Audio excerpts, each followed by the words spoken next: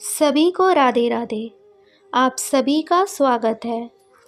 जैसा कि आप सभी जानते हैं, पशुपतिनाथ व्रत भगवान भोले शंकर को समर्पित है।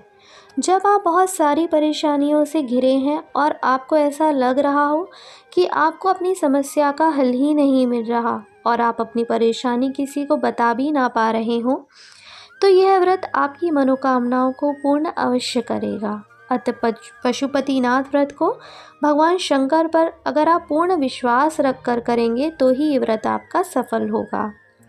पशुपतिनाथ व्रत को आप किसी भी महीने के सोमवार से शुरू कर सकते हैं। इस व्रत को करने के लिए ऐसा नहीं है कि किसी विशेष महीने का होना ज़रूरी है या किसी कृष्ण पक्ष या शुक्ल पक्ष का होना ज़रूरी है। सिर्फ सोमवार का दिन होना चाहिए और कोई भी नियम नहीं है।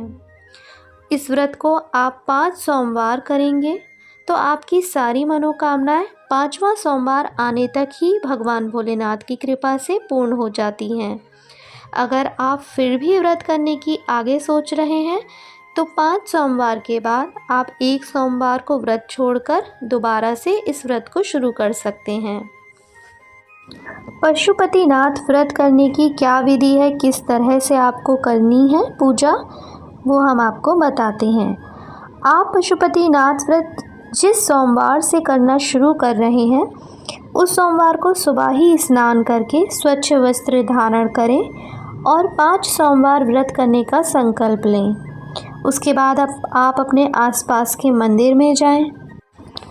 आप अपने पूजा की थाली तैयार करें जिसमें धूप, दीप, चंदन, लाल चंदन, बिल्वपत्र, पुष्प, फल, जल आदि और भगवान शिव को अभिषेक करने के लिए 1 लोटा जल अवश्य लेकर जाएं। इस थाली को आपको घर आकर ऐसे ही रख देना है।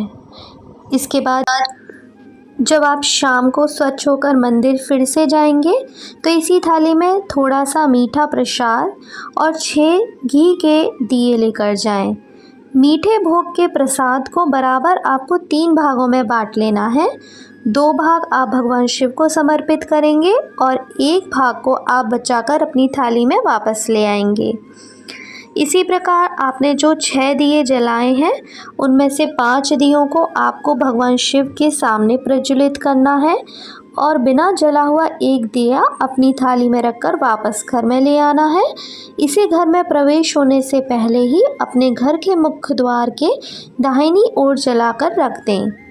घर में प्रवेश होने के बाद आप जो 1 भाग प्रसाद लेकर आए हैं उसको आपको ग्रहण करना है। इस प्रसाद को किसी और व्यक्ति को नहीं देना है, आपको स्वयं ही उसको खाना है। इस व्रत में आप प्रसाद के साथ भोजन भी ग्रहण कर सकते हैं। हो सके तो मीठा भोजन करना को प्राथमिकता अपनी ज़रूर दें। पशुपति व्रत करने के कुछ नियम भी हैं, जैसा कि हर व्रत में ही कुछ नियम होते हैं, लेकिन इस व्रत के क्या नियम हैं वो हम आपको बता देते हैं। इस व्रत को आपको सोमवार के ही दिन करना है। इस व्रत में सुबह और शाम दोनों ही समय जब प्रदोष काल लग रहा हो उस समय मंदिर जाना अनिवार्य है। अगर आप किसी कारण से व्रत नहीं कर पा रहे हैं तो उस सोमवार को आप व्रत ना करें। आप जिस मंदिर में प्रथम सोमवार को गए हैं उसी मंदिर में आपको 5 सोमवार जाना है। ऐसा नहीं कि एक व्रत में किसी मंदिर चले गए या दूसरे व्रत में किसी और मंदिर चले गए, ऐसा नहीं करना है। जिस समय आप शाम को पूजा करने जाएं प्रदोष काल का विशेष ध्यान रखें। अगर आप व्रत कर रहे हैं तो आपको दिन में नहीं सोना चाहिए, भगवान शंकर का ध्यान अवश्य करना चाहिए। इस व्रत में आप दिन में फलाहारी वगैरह ले सकते हैं। यदि आप दोबारा व्रत करना चाहते हैं, एक बार आपने पशुपतिनाथ व्रत कर लिए लेकिन आप आगे भी करना चाहते हैं तो आपको 1 सोमवार को छोड़कर फिर से व्रत शुरू करना है। व्रत के अनुसार अपने मन को पवित्र रखें, दान आदि अवश्य करें। पशुपतिनाथ की उद्यापन विधि क्या है, किस तरह से आपको उद्यापन करना है 5 सोमवार पूरा होने के बाद, वो भी हम आपको बता देते हैं। पशुपतिनाथ व्रत को 4 सोमवार तक दी गई विधि से ही आपको पूजा अर्चना करनी है। जब 5वां सोमवार होगा तो आपको सायंकाल के समय मंदिर जाना है। अपनी पूजा की थाली में जो भी आपने भोग और प्रसाद तैयार किया है उसके साथ एक नारियल जिस पर 5 या 7 बार आपको मौली लपेट लेनी है, उसको अपने साथ ले जाना है और भगवान शिव को समर्पित कर देना है। इसके बाद आप अगर हो सके तो 108 बिल्व पत्र या 108 पुष्पों से भोलेनाथ का श्रृंगार करें। भोलेनाथ को आपने जो भी मनोकामना पूर्ति के लिए व्रत किया है उसको अवश्य बोलें। भगवान शिव का आशीर्वाद प्राप्त करने के लिए उनसे प्रार्थना करें